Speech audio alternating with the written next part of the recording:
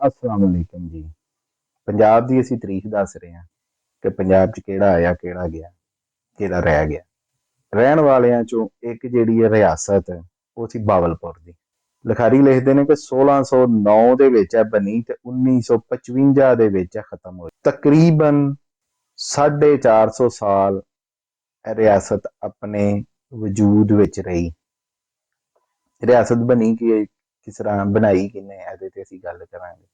ਇਲਾਕਾ ਕਿਹੜਾ ਸੀ ਇਸ ਰਿਆਸਤ ਦਾ, ਇਹ ਨਕਸ਼ਾ ਵੀ ਅਸੀਂ ਤੁਹਾਨੂੰ ਵਿਖਾਵਾਂਗੇ। ਇਹਦਾ ਸ਼ੁਰੂ ਵਿੱਚ ਹੀ ਮੇਰੀ ਆਦਤ ਹੈ ਕਿ ਜਿਹੜੀ ਜਿਹਦੇ ਤੇ ਮੈਂ ਗੱਲ ਕਰਨਾ ਉਹਦਾ ਨਕਸ਼ਾ ਮੈਂ ਸ਼ੁਰੂ 'ਚ ਹੀ ਲਾ ਦੇਣਾ। ਲਓ ਜੀ, ਬਹਾਵਲਪੁਰ ਦੀ ਰਿਆਸਤ ਤੇ ਅਸੀਂ ਗੱਲ ਕਰਾਂਗੇ। ਨਵਾਬ ਬਹਾਵਲ ਖਾਨ ਅਬਾਸੀ ਜਿਹੜਾ ਹੈ ਉਹਨੇ ਇਹਦੀ ਇਬਤਦਾ ਕੀਤੀ।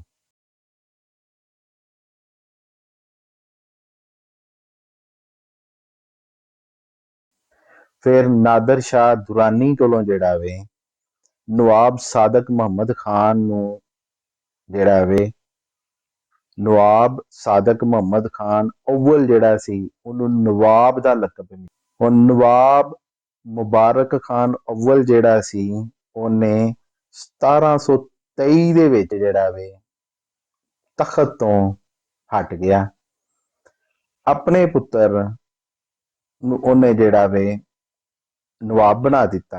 ਇਹਦੇ ਵਿੱਚ ਦਾਊਦ ਪੋਤਿਆਂ ਨੇ ਬੜੀਆਂ ਜਿਹੜਾ ਨਾ ਕੀਤੀਆਂ, ਢਿੱਚਾਂ ਲਾਈਆਂ, ਲੇਕਿਨ ਉਹ ਕਾਮਯਾਬ ਨਹੀਂ ਹੋਏ। ਇਸ ਅਮਲ ਦੇ ਵਿੱਚ ਉਹਨੇ ਇੱਕ ਦਾਵਤ ਰੱਖੀ, ਬੜੀ ਆਲੀਸ਼ਾਨ ਦਾਵਤ ਸੀ। ਉਹਨੇ ਸਾਰੇ ਅਬਾਸੀਆਂ ਨੂੰ ਬੁਲਾਇਆ। ਉਸ ਤੋਂ ਬਾਅਦ ਉਹਨੇ ਆਪਣੇ ਪੁੱਤਰ ਦੇ ਹੱਕ ਦੇ ਵਿੱਚ ਦਸਤਬਰਦਾਰੀ ਦੇ ਦਿੱਤੀ। ਰਾਜ ਜਿਹੜਾ ਹੈ ਆਪਣੇ ਪੁੱਤਰ ਨੂੰ ਦੇ ਦਿੱਤਾ, ਨਵਾਬੀ ਆਪਣੇ ਪੁੱਤਰ ਨੂੰ ਦੇ ਦਿੱਤੀ। ਕਹਿੰਦੇ ਨੇ ਅਮੀਰ ਸਾਦਕ ਮੁਹੰਮਦ ਖਾਨ ਨੇ ਜਿਹੜਾ ਵੇ ਉੱਚ ਦੇ ਬੁਖਾਰੀ ਤੇ ਗਲਾਨੀ ਜਿਹੜੇ ਮਖਦੂਮ ਸਨ ਇਹਨਾਂ ਦੇ ਹੱਥੀ ਬੈਠ ਕੀਤੀ ਤੇ ਦਿੱਲੀ ਨੂੰ ਖੈਰਾਬਾਦ ਕਹਿ ਦਿੱਤਾ ਤੇ ਉੱਚ ਚਲਾ ਗਿਆ।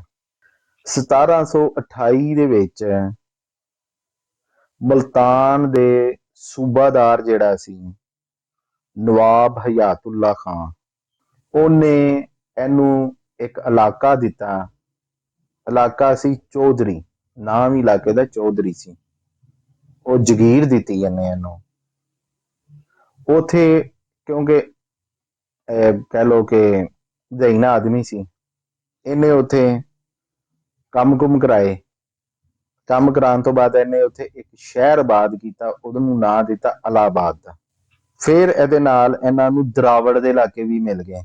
ਕਹਿੰਦੇ ਨੇ ਨਾਦਰ ਸ਼ਾਹ ਦੁਰਾਨੀ ਨੇ ਸ਼ਿਕਾਰਪੁਰ, ਪਰਗਨਾ ਲਾੜਕਾਨਾ, ਸਿਓਸਤਾਨ, ਛੱਤਰ, ਚੌਧਰ, ਜਿਹਨੂੰ ਮੈਂ ਚੌਧਰੀ ਦਾ ਨਾਂ ਦਿੱਤਾ, ਇਹ ਇਲਾਕੇ ਜਿਹੜੇ ਨੇ ਇਹਨਾਂ ਨਵਾਬਾਂ ਨੂੰ ਦੇ ਦਿੱਤੇ।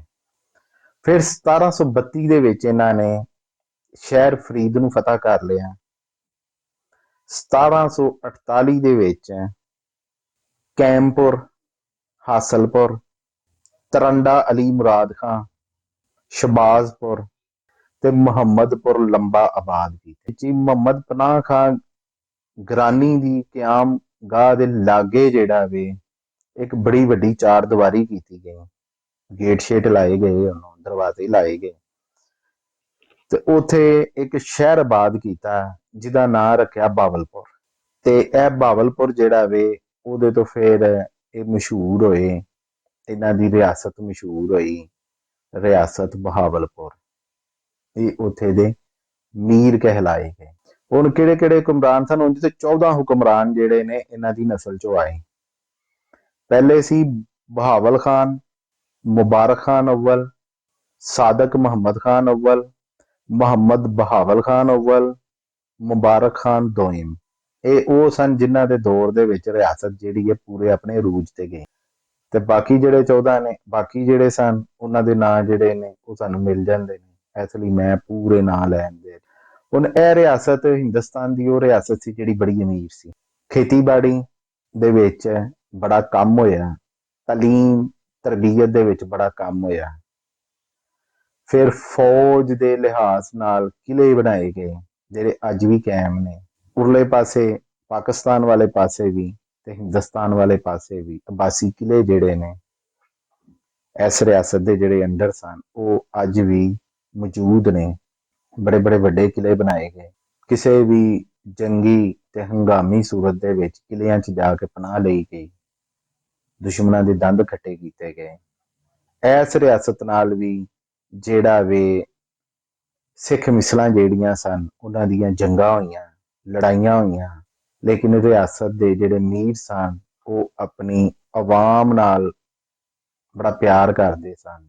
ਆਵਾਮ ਅਮੀਰਾਂ ਨਾਲ ਪਿਆਰ ਕਰਦੀ ਸੀ, ਆਪਣੇ ਬਾਦਸ਼ਾਹ ਨਾਲ ਪਿਆਰ ਕਰਦੀ ਸੀ, ਤੇ ਉਹ ਕਿਸੇ ਤਰ੍ਹਾਂ ਦੇ ਵੀ ਹਮਲੇ ਤੋਂ ਕਾਮਯਾਬ ਹੋਏ। ਸ਼ੁਰੂ ਦੇ ਵਿੱਚ ਬੜੀਆਂ ਲੜਾਈਆਂ ਹੋਈਆਂ, ਘਲੋੜਿਆਂ ਨਾਲ ਹੋਈ, ਉਸ ਤੋਂ ਬਾਅਦ ਹਿੰਦੂਆਂ ਨਾਲ ਹੋਈ, ਸਿੰਧ ਦੇ ਮੁਸਲਮਾਨਾਂ ਨਾਲ ਲੜਾਈਆਂ ਹੋਈਆਂ, ਬੜੀਆਂ ਲੜਾਈਆਂ ਹੋਈਆਂ, ਲੇਕਿਨ ਇਹ ਕਾਮਯਾਬ ਰਹੇ।